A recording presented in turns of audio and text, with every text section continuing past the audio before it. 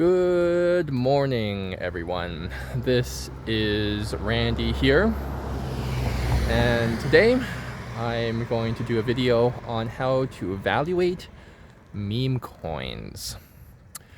And just to preface this video is not about tokenomics, so I'm not here to do technical analysis or to review technical details.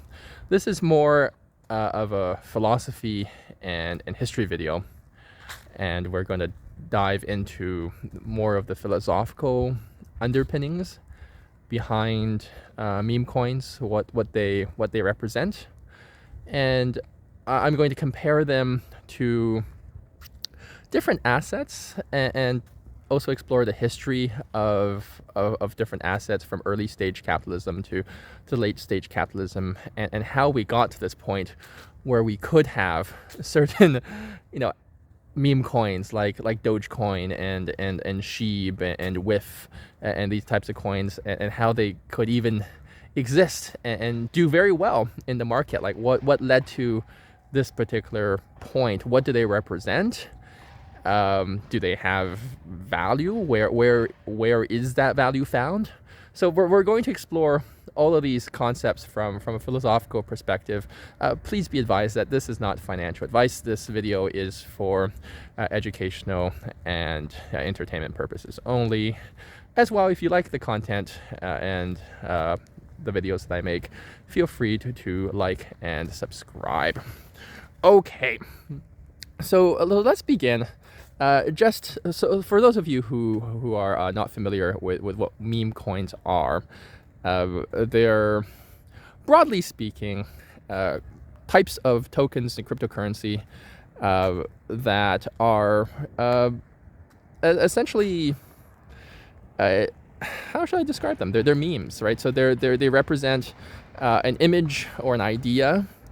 They're characterized by lack of any real functionality, right? If you think of the popular ones right now, Dogecoin, SHIB, PEPE, with some of the most popular ones, they're marked by lack of functionality and also a very overt acknowledgement that they lack any real practicality or functionality, right? You don't see these coins professing to be the rails on which we will be changing the world, right? You see other cryptos do that. You see these other cryptos with very lofty statements and white papers saying, we're going to change the world, we're the future of finance, we're the future of blockchain, we're the future of blah, blah, blah. And the majority of these coins fail, right? You saw that with the big ICOs from a couple years ago. All these new coins were coming out. The majority of them, with lofty goals, all of them failed. Well, not all of them, but the vast majority of them failed, and some of them were just scams. But the meme coins, they're generally speaking, as of, again, 2024, they're generally an image, some type of image from the internet or some sensational or cute image, often of an animal, but not always. It could be anything. And they're a coin linked to a meme. Now, a meme, by the way, just in terms of the history of memes, a meme, which at the time when it first came out, people were not too sure how to pronounce it. It's now pronounced meme, but some people thought it was pronounced mimi at the time. It's a combination of the word mnemonic and the word gene. So mnemonic being related to memory and remembering things, and gene, obviously, the genes in our body. So the term meme was coined about maybe 15 years ago, more or less, where it was the idea that you have some thing that sticks in your memory and it propagates like a gene, or nowadays we would call it going viral, right? So, as you may understand from a biological perspective, genes propagate, right? The whole idea of reproduction is to propagate one's genes and to disseminate those genes. So it's like an idea, so mnemonic, that is propagating like a gene. So that's a meme, right? An idea that is widely propagated and again goes viral. So that's what a meme is. It's an image, perhaps a video, an animation, something that is easily propagated, it sticks in your memory, and these images can also be tied to certain coins and tokens on the blockchain, and they're called meme coins. So that's what a meme is. Now, I recently came to several conclusions, largely because I created my own meme coin on the Solana blockchain, just as an experiment. As of right now, I don't think anyone's actually bought it. I think I'm the only owner or shareholder, or I am the only whatever word you want to use. I'm the only one who owns this meme coin. I just created it just as an experiment, and I've also been investing. Well, investing is a loose word. Speculating. Let's be honest with ourselves here. Speculating in different meme coins. Again, mostly on the Solana blockchain because of lower gas fees relative to Ethereum. But that's the. I've learned a lot from doing so, and one thing that I've learned from speculating and choosing different meme coins as potential investments or speculatory gambles, really, and creating my own, is that there's a lot of it out there, right? There's meme coins now with the platforms available to us, meme coins being created, hundreds of them on a daily basis, if not thousands of them on a daily basis. The barrier to creating meme coins has really decreased. That anyone, even people like me, without very advanced technical skills, right, who got into crypto just a couple years ago as a hobby, I just created a meme coin, right? The barrier to creating a meme coin has certainly lowered, which means also that the barrier to creating your own cryptocurrency or your own token has also simultaneously lowered. So any person off the street can do it. Now, that also means there's a whole shitload of junk out there, right? There's a lot of meme coins that are, well, the vast majority, I'd say 99.99%, are completely useless. They're junk. They're called shit coins. So they have no value.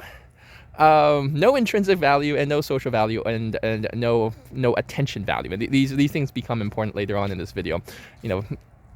So what distinguishes these meme coins that are created every day from the ones that are doing really well, right? Because at the heart, there's no utility, right? We're not trying to re-engineer the financial markets.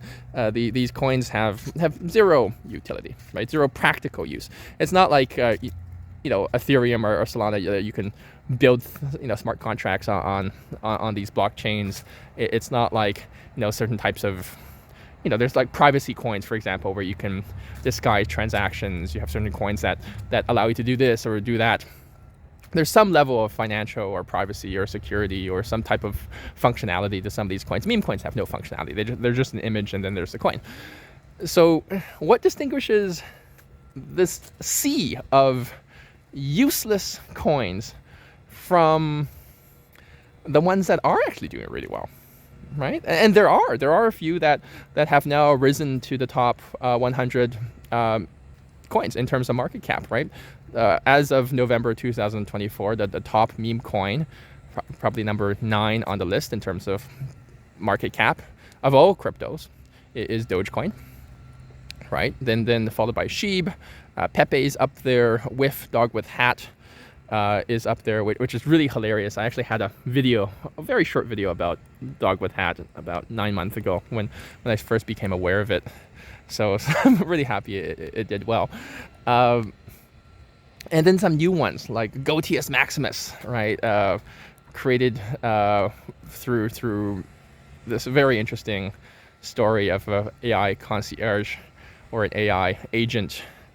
And there's a whole backstory to Gotius Maximus, but that's a really fascinating story. But there's all these a lot of these coins in the top 100, right? Or what makes them so valuable or makes people want to pump more money into these coins when you have this sea of options. So, at the beginning, I thought it was just maybe stupidity, right? Just stupidity and gambling that people were looking at these things and just randomly gambling. But I don't think it's stupidity or random gambling. It's certainly gambling, but I don't think it's randomized in that way. There's certain meme coins that do generate a lot more of a following and a lot more of attention than others. So if you think of evolution and you think of these meme coins, and in a sense, many different cryptocurrencies battling against each other in the cruel world of survival of the fittest. My little meme coin that I created, and probably the ones created by many other people, are at the very bottom, right? No, it has no attention. But the ones that do really well, they garner a lot of attention. And they survived. They survived drops, right? They survived bear markets, crypto winters.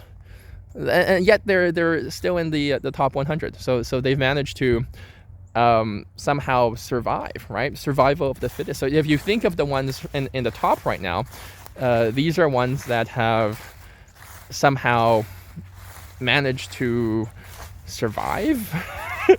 and if you think about the origin of the word meme, right, which is mnemonic in gene, the genes, if you will, to use this evolutionary analogy, they're strong genes, right? There's something driving these coins. So there's more than the meets the eye here. It's not just random. It's not just stupidity and gambling, although there's a lot of that.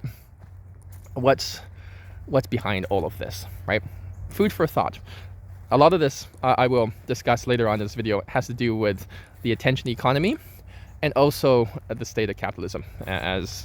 So hold that thought, because we're going to explore some context, and we're going to get back to the answer to this question.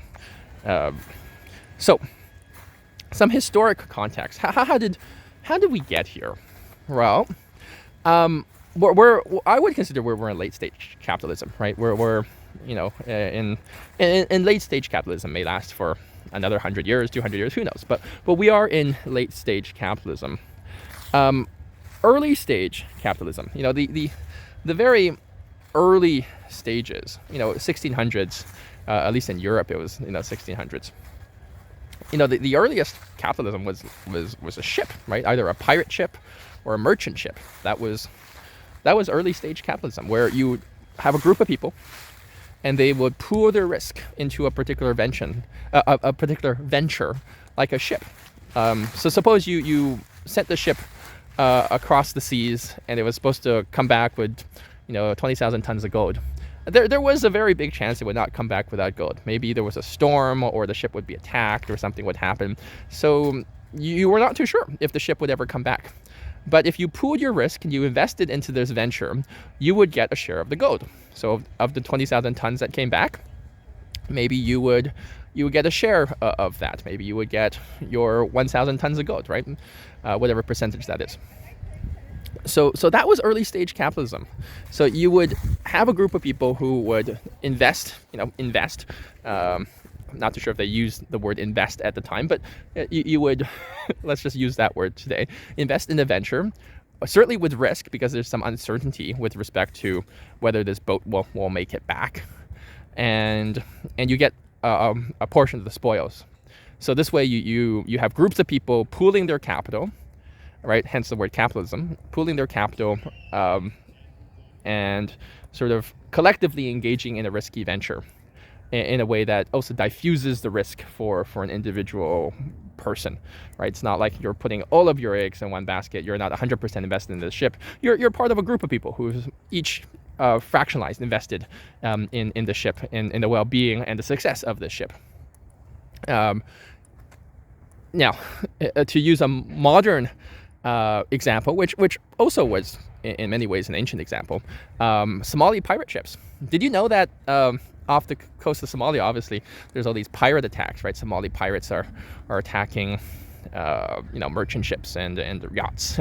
so one of the ways that you can engage in capitalism in Somalia is you can actually invest in these pirate ventures, right? So if you're a local Somali warlord or whoever, and you want to guarantee or bless the success of some pirate venture to raid some rich Saudi yacht off the coast of whatever, then you could invest in the ship. So the pirate ship goes out into the waters, and the pirates try to raid and steal, and you get a share of the spoils, and in exchange you fund the venture, right? The salaries presumably of these Somali pirates, the ship, the equipment costs, the weapons. You need the weapons, right? You need the weapons.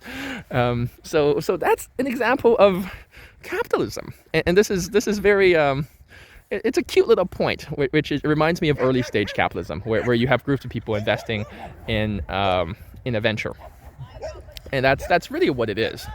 But then when we moved forward with capitalism, when you had, for example, the first companies, the idea behind the first companies, right? If you look at what those companies looked like in the days of Henry Ford, in the early 1900s, the basis of capitalism was the idea that you would get dividends.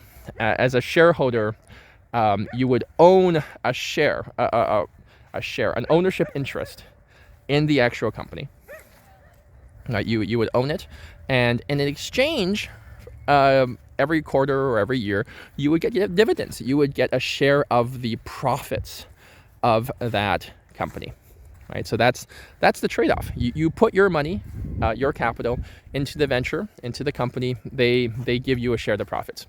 Of course, your ownership interest, which is the share itself and the paper that represents the share, you could also trade that on the stock market, right? Now you can sell and buy and sell that piece of paper. But really what drove people at that time was primarily the dividends that you could get a share of the profits.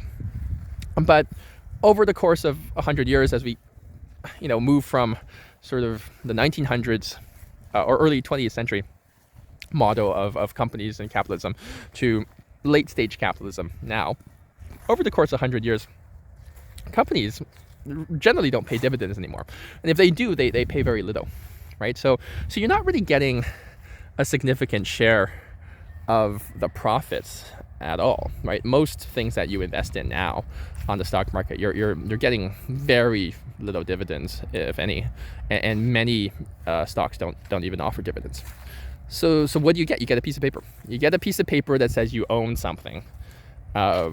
And the goal here is then to try to sell that something to someone else. It's called the greater fool theory in economics, that you have this piece of paper. So the stock market is really the secondary market, right? It's the secondary market of the paper itself, which is now electronic, but it's just the buying and selling of paper.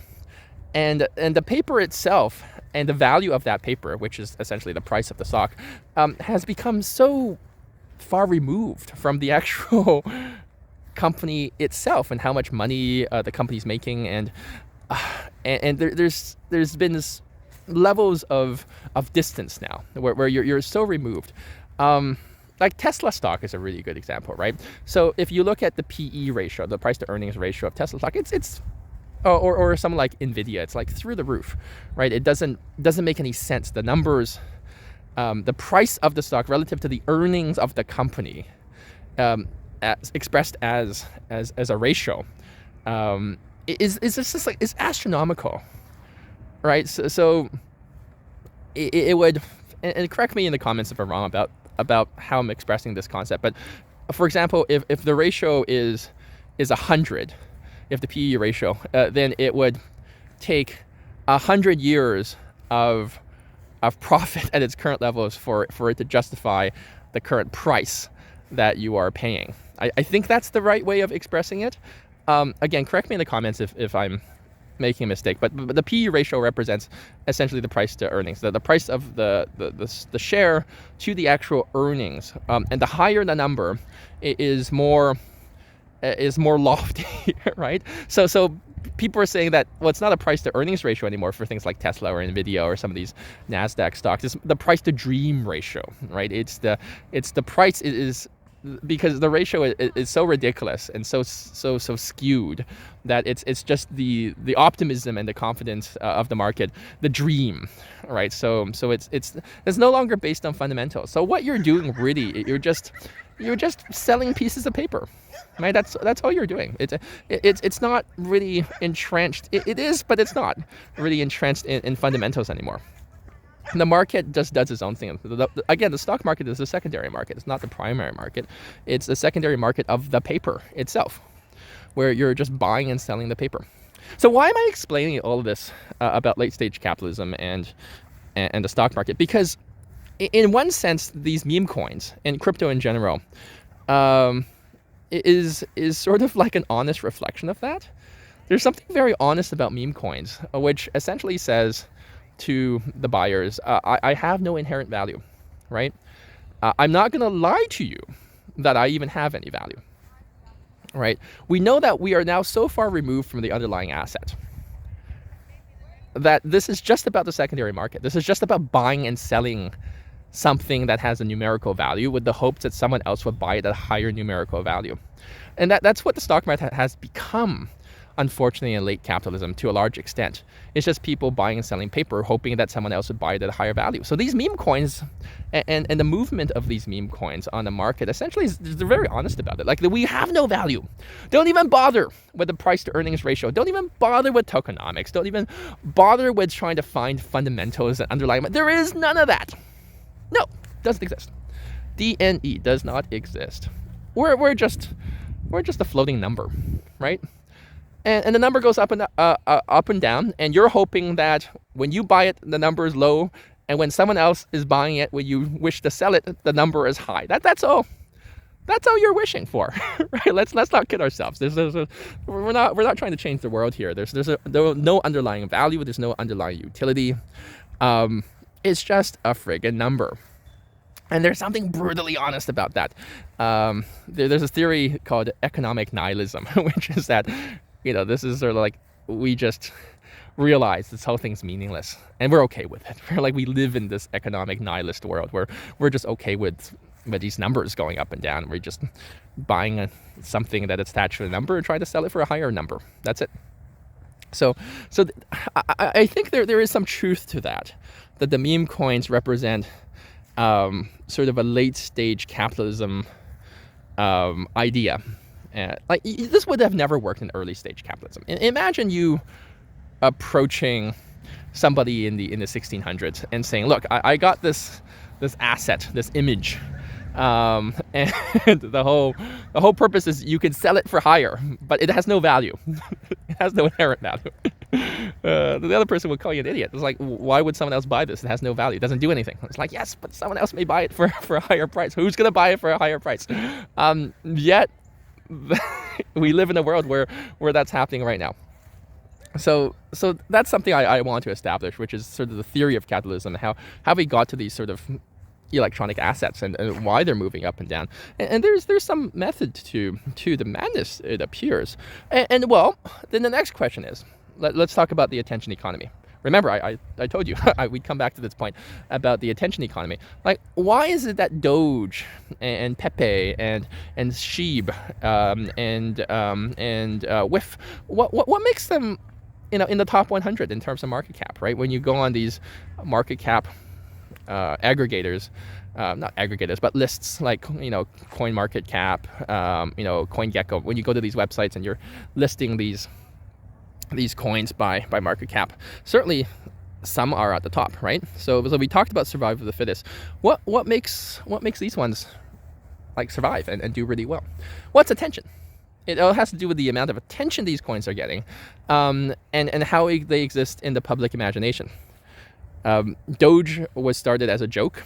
I actually still think that originally the creators of Doge really meant to pronounce it doggy. That's my own theory. Okay, doggy is because it's a dog. It's not pronounced. I mean, later on we pronounced it Doge, right? Because DOGE in English is pronounced Doge. in the same way that there's Doge's palace in Venice, Italy. So no, the ticker is Doge. But I honestly think, this is my own theory, that originally the owners, or not the creators, the developers, meant to pronounce it dog-e, so dog-e. So really it's dog-e coin is my theory, not Doge coin. But looking at it, it looks like it's pronounced Doge. But in any event, that started out as a joke, right? Literally as a joke. It was just an internet meme of Shiba Inu dog. It was started out as a joke, but again, there's a community around it. There was a sort of a cult following, and you hear the theory a lot. Like crypto is sort of an economic cult. There's a sort of a cult following around this particular crypto, and then people, big whales like Elon Musk, got involved, and they've been promoting it right, left, and center. Right, he promoted it on Saturday Night Live. He promotes it all the time on his Twitter and X platforms. He just with his close relationship with Donald Trump. He is now going to head the Department of Government Efficiency, which short form, the abbreviation is DOGE, right? Department of Government Efficiency, DOGE. So he's promoting it even as we speak. And SHIB, if you remember, the sort of Ethereum version of Doge, if you will. It's not the Ethereum version, but it exists on the Ethereum blockchain. It is SHIB, sort of like the Ethereum answer to Doge. The creators of the SHIB coin sent millions of the coin to the creator of Ethereum, Vitalik, the creator, and that was sort of a publicity stunt. And after that, this coin became really popular. This was the rival and cousin of Doge, right, on the Ethereum blockchain. And they did this whole publicity stunt where they sent thousands, if not millions, of this coin free to the owner of or not the owner, but the developer of Ethereum. That's a huge publicity stunt. And that was what garnered the attention for SHIB. And other coins are getting attention in different ways. So this is part of, as I said, the attention economy, where if you can stay in the news, if you can pull off these publicity stunts, then people are interested. So there's one commentator on meme coins who says that in a bull market, and I believe that we are in a bull market right now, or maybe the starts of one, but in a bull market, utility is less useful. Where we're not necessarily looking at the utility of certain coins. In a bear market, utility is useful because we need justification to why they exist. But in a bear market, in a bull market, it's all about sentiment, right? Bear market, yes, utility. We need justification, some floor to justify why these things with no value even exist. So the utility becomes a way to justify their existence. But in a bull market, it's just about sentiment. It's just about people thinking that other people will pay a higher price. Right? So utility in a bull market is not that useful. It's funny to say that utility is not that useful, but utility has no utility in a bull market because it's about sentiment. It's about attention. It's about people's emotions, right? There's a great book about stock investing called, I think, Animal Spirits. It's about how we're driven by animal spirits, right? Like our inner emotions, fear, greed. These are the emotions that drive most investment and speculative decisions and gambling decisions, not necessarily valuations and technical analysis. It's the emotions that drive us. So there's a lot of theory behind animal spirits, but I think the meme coins represent the pinnacle of human animal spirits, and the meme coins happen to be animals mostly. So animal spirits, animals. Maybe there's a theory here. Maybe. Okay, so the attention, right? The attention economy, but at the same time, after creating my own meme coin, I realized that the attention economy and to gather people's attention, it's hard. It's not easy to get attention, right? It's not easy. There is an economic value to the attention, to the eyeballs. Not everybody can get attention, even if they want to. So not all coins can garner a certain level of attention. And certainly there's so much junk out there, and so many coins being created, meme coins being created on a daily basis, that the majority are not going to gather the attention. So the ones that do gather the attention, there's sort of a momentum to it, that it gathers more attention and more attention. I wouldn't be surprised in the next 4 years at some point that Elon Musk, heading the Department of Government Efficiency, somehow declares Dogecoin to be some official coin of something or other, right? The official coin of the department, or the official coin of the United States, or he's gonna try to swing that. Trust me, he's gonna try to make it the official coin of something, and he's one of the largest, if not the largest, owner of that coin. But he's gonna try to self-promote. So if that makes it to the news, right, into the news cycle, everybody's talking about it, everybody's buying more. There's value. There's value to the attention, to the conversation about this coin, right? Attention is worth money. We are, as some economists would say, moving away from an oil-based economy to an attention-based economy. It's about what you're paying attention to that's driving advertising, that's driving capital, especially capital, where the capital goes. Where labor goes, where capital goes, where attention goes, the mental energy, right? Because we're again getting more and more removed from physical reality, right? Watch my videos on the nature of reality as well. I talk about different levels of reality and different assets that exist in different levels of reality. But cryptocurrencies exist in what I call tertiary reality.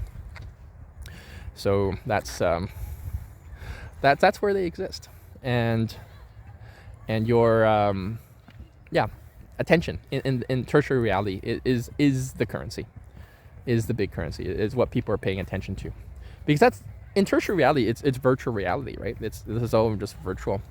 So your attention is really important. How do you keep people's attention? And certain meme coins, it appears, are able to keep people's attention, to generate buzz, to generate excitement, and there's some strange value to that. It's very subjective.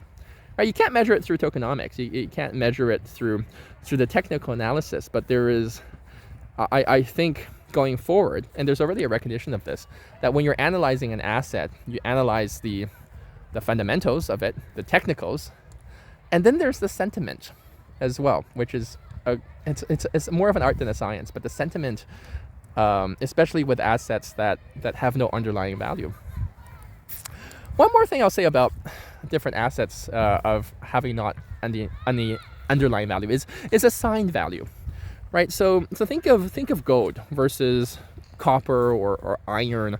Gold is not practically very useful relative to some of these other metals. Like iron is much more useful.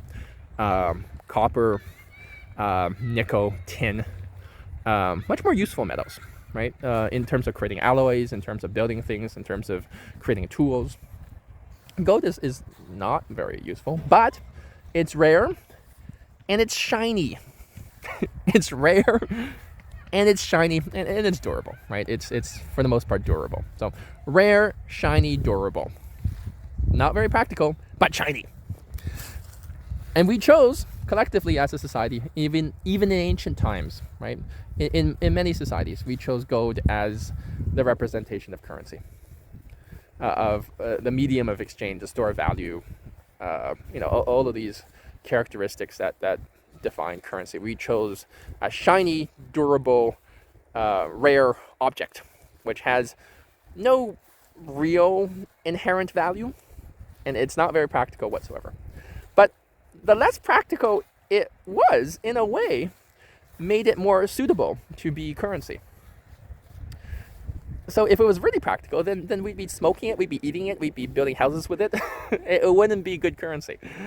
So maybe there's something going on here, right? You're looking at these meme coins, which are not practical, but as long as they have some level of scarcity, in that you can't automatically generate more of them all of a sudden and then dilute the market, that they're shiny and that they gather attention, and they're durable, in that they're on the blockchain, right? So they can't just, people can sell them, but and drive their value to zero, but you can't destroy them, right? So the one thing that I find really interesting when you talk about, say, a crypto or a token on the blockchain versus a company is that the companies can go bankrupt, right? Companies can cease to exist. The employees could be fired. The company can be unprofitable. It could go bankrupt. But the coins, now the prices can go to zero, but the coins themselves, they don't go bankrupt in that way, right?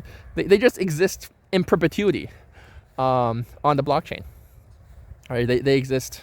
Now, whether people interact with them that's a different story. But they themselves don't get they don't go bankrupt. Now they could be delisted from certain exchanges, but they're durable to the extent that, unlike a company which literally just could cease to exist, right? There's no one operating the company anymore. It ceases to exist, right? We saw that in 2008, where a large number of companies just ceased to exist.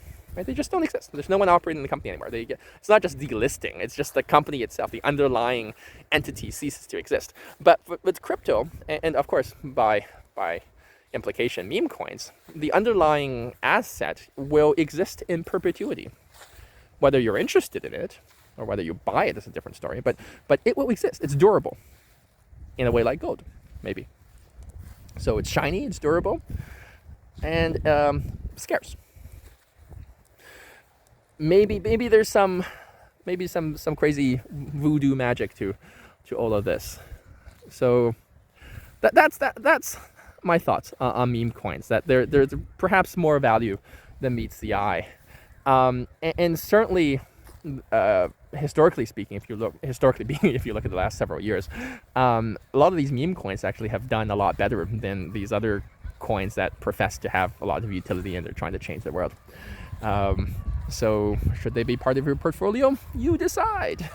And if you want to check out my little meme coin that I created, it's called Control-Alt-Delete coin. It was just a little internet joke. It's currently on pump.fun. I'll link it below in this video if you want to check it out. I think I'm currently the only holder, so it hasn't generated any attention.